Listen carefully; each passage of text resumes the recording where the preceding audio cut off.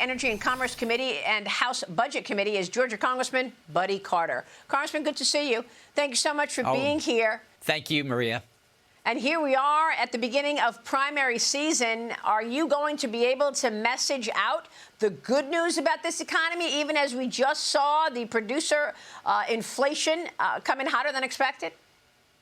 Yes, we are. We are going to be able to message that, and we're going to be able to maintain our majority both in the House and in the Senate, and I would submit to you that we're going to grow it in both. The reason why is because if you look at this past week, the president laid out the platform of what we're going to be doing and what we have done, and that's what's so vitally important to remember. Where we were 1.5 years ago under the Biden-Harris administration, when we had higher inflation, when we had higher interest rates, when we had higher prices. All of those things have changed now. Yes, it did take a while because you don't turn a ship on a dime. It takes a while to get past those policies and to have our policies in place. But now that we have the working families tax cut in place, where we have eliminated the tax on Social Security, we have eliminated no tax on tips, no tax on overtime, increased child care tax credit. All of those things are going to result in higher tax returns for Americans. We had someone call the office just this week who said that they were using their tax return in order to make their bathroom handicap accessible. A senior citizen told us that. That's the kind of thing that is going to improve the lives of Americans.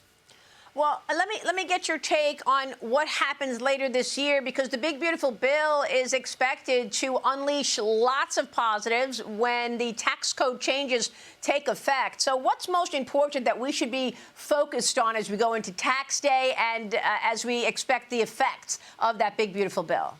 As we begin to see the impact of the Working Families Tax Cut Act, no tax on Social Security, all of those things that are vitally important, things are going to get so much better. We've already seen interest rates now lower than 6%, and we are seeing housing prices go down as a result of the deportation that President Trump has undertaken of sending these illegal aliens back who came in during the 4 years of the Biden-Harris administration. Meanwhile, New York Governor Kathy Hochul this week sending a letter to U.S. Treasury Secretary Scott Bessent demanding immediate refunds of all tariff payments to New Yorkers. That's an estimated $1,700 on average per household, Congressman. That's a whopping $13.5 billion just to New York State alone. Nearly $200 billion in tariff collections could actually be refunded nationwide to either companies or individuals, and Democrat lawmakers are pouncing on it. They already have bills on the table. What needs to happen here?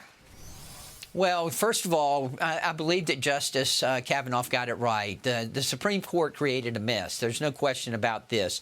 This is going to be tied up in courts for years, and it really is a mess, and it's unfortunate. But let's make sure we understand that the president used this tool to an advantage to protect the American worker. He used it to bring more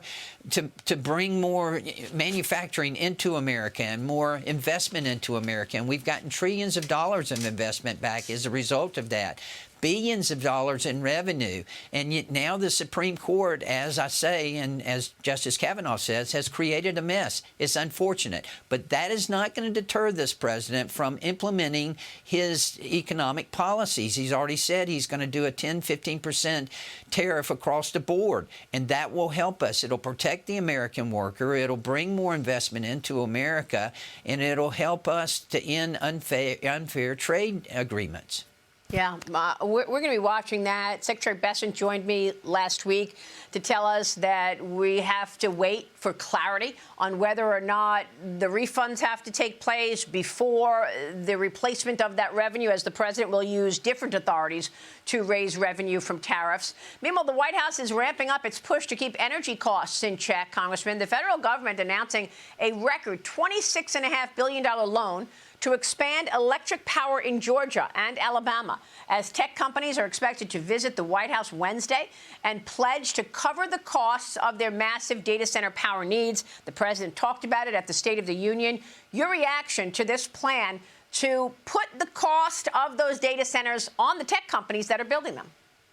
Absolutely, that's the way it should be, and that's the way Georgians want it to be. Let's make sure we understand that this is a result of the Working Families Tax Cut Act, of the billions of dollars that we put in there.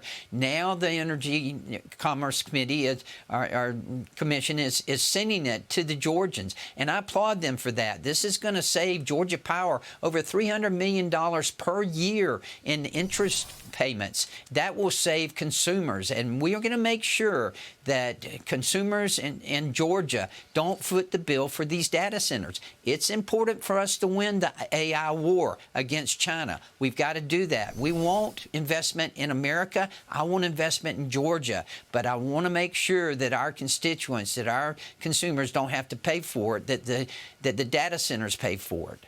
Yeah, I mean, Bernie Sanders has been pushing for a moratorium on data centers because of the cost of the electricity, Congressman. That's certainly not going to enable the U.S. to become the #1 in AI across the world if you put a moratorium on data centers. Absolutely it is not, and that would be the worst thing that we could do. We need the data centers. We need to make sure that we win the AI war against China. If we lose this war, it is going to be catastrophic. So we need to make sure, and that's why I applaud the Energy Commission for doing this, and I applaud the President and the administration, the Working Families Tax Cut Act. Again, this is one of the many, many benefits of that great piece of legislation. All right, Congressman, it's great to catch up. Thank you so much for joining us this weekend. Good to see you, sir. Thank you. All right, Georgia Congressman Buddy Carter.